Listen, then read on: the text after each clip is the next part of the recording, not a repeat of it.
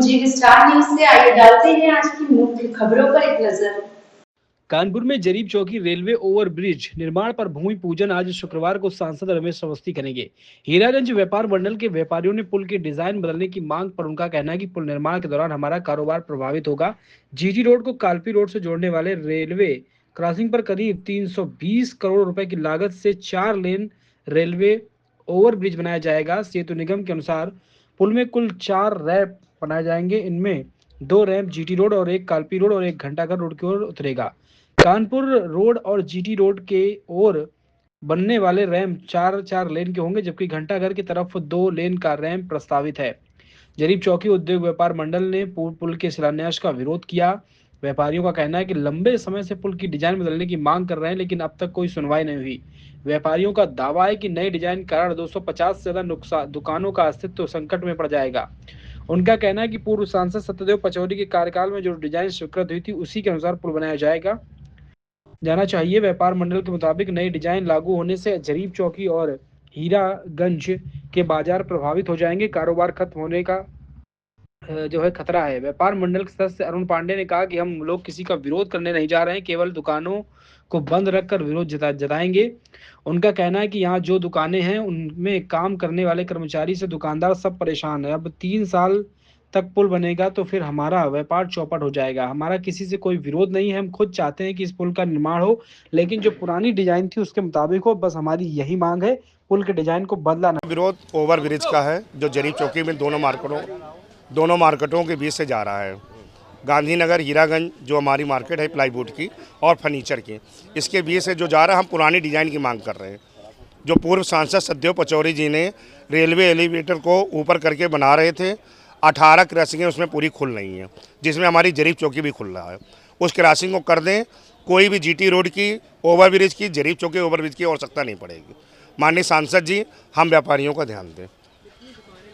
250 व्यापारियों का नुकसान है, और 250 की जगह आप ये समझिए 250 तो व्यापारी होता है, इसके बाद कम से कम 500-700 स्टाफ काम कर रहा है, 200-250 रिक्शा वाले काम कर रहे हैं। कितने का नुकसान कराएंगे? जहाँ भी आप मेट्रो बना रहे हैं वहाँ पे व्यापारियों को नुकसान। विकास के साथ रहें, विनाश न कराएं कानपुर का। हम भूमि पूजन के विरोध में हैं।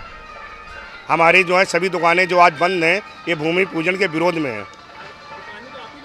हाँ, हम लोगों ने बंद की है, कोई प्रशासन ने हमसे नहीं बंद कराया। प्रशासन तो कह रहा खोलो, लेकिन हमारी तरफ से बंद है। जब आने का रास्ता ही नहीं तो खोले कहाँ से?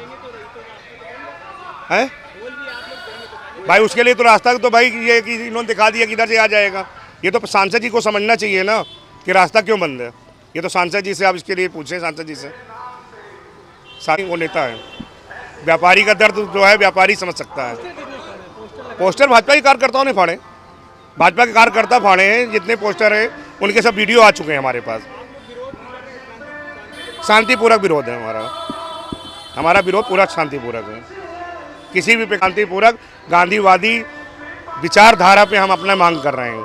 हमने कम से कम 5 बार सांसद जी के पास गया हूँ। सांसद जी, मैं भी भाजपा कार्यकर्ता हूँ, कोई समाजवादी कार्यकर्ता, बीएसपी कार्यकर्ता या नहीं हूँ, व्यापारी नेता, भाजपा व्यापार मंडल, जरीब चौकी व्यापार मंडल, इसी बाजार में मेरा व्यापार, अरुण पांडे मेरा नाम है, मैं भी व्यापारी हूँ।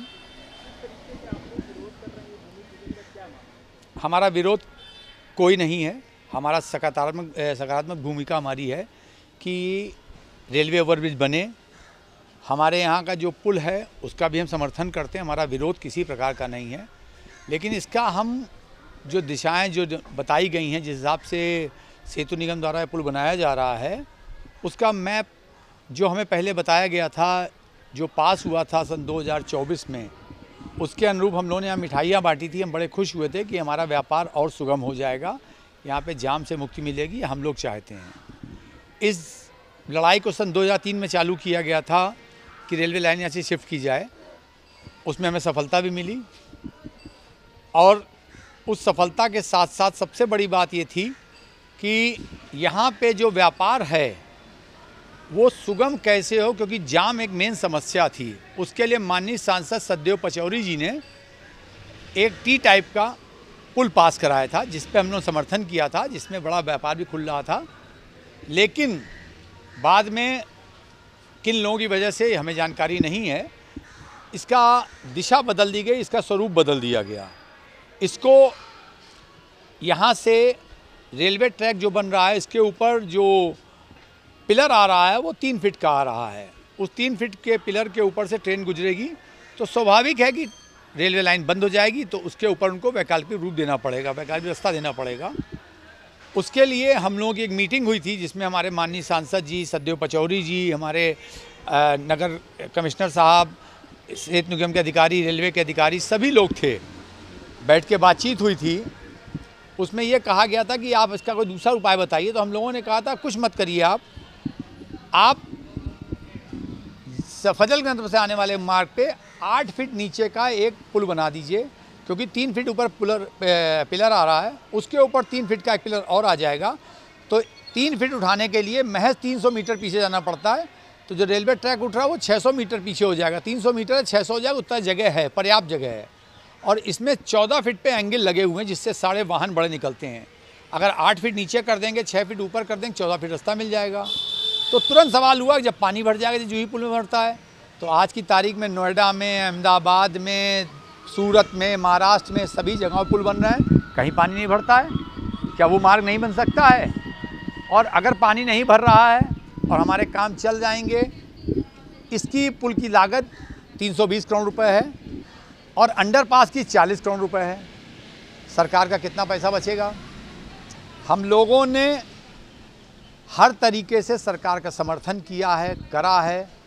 हम लोग भाजपाई हैं, हम लोग अपनी बात को कहते हैं, लेकिन जब हमारा प्रशासन या नेता हमारी बात नहीं सुनते हैं तो हमें मजबूर होके आज इस जगह खड़ा होना पड़ा कि भैया हम लोग क्या करें। उसका वैकल्पिक रूप ये मिल रहा है, हो सकता है हमारे कुछ दुकानदार भाइयों को आत्महत्या करनी पड़ जाए। आत्महत्या समझते हैं? एक आदमी नहीं मरता है, उसका परिवार मर जाता है, उसके यहाँ दुकानदार कारीगर काम करते वो मर जाते हैं, उनके बच्चे ख़त्म हो जाते हैं। लोगों के ऊपर कितना लोन है,